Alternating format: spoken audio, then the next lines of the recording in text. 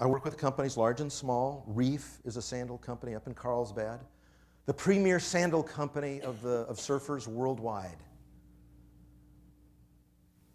My story is about Mike. Mike grew up in Maine. Mike was an eco-bum.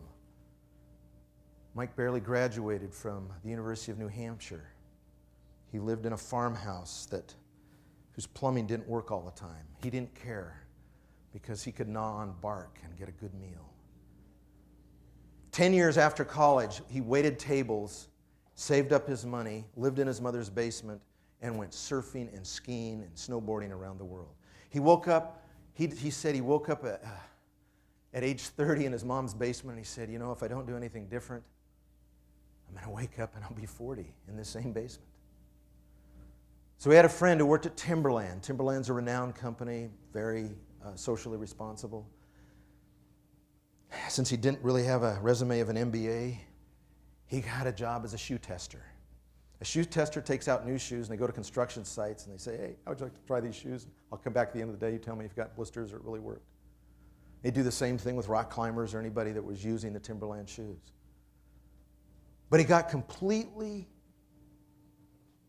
engaged with what Timberland was doing with these shoes and their whole approach to sustainable production and reuse and so forth.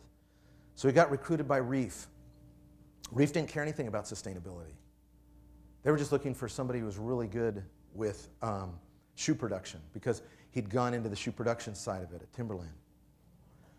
So he was not hired to create sustainable sandals. He just did. He was one of these guys that had to go to China and find factories and so forth. And guess what he found in China? He actually found environmentally friendly factories. He found factories where they used non-toxic ways to cure leather. He found he found sources of rubber that had all been recycled. Now they have sandals that look completely synthetic, that are all made of recycled water bottles. He was trying to think of a name for this product line, and he was listening to a Bob Marley song, Redemption. And he said, that's what we're trying to do, is get redemption for what we've done. So he called it Reef Redemption. He made a little video with a famous surfer named Rob Machado standing around a big circle of tires, and Rob Machado has hair that just goes, in 1,000 different directions. And he's got his little head. It's a great little video. It was seen by like 1 million people on YouTube.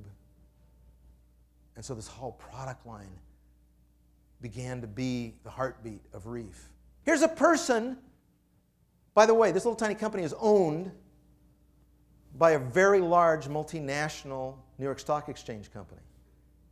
And it's really not that little and tiny. But what I'm saying is that his influence has changed some of the other brands this company owns. It's just a guy, just like you, just like me.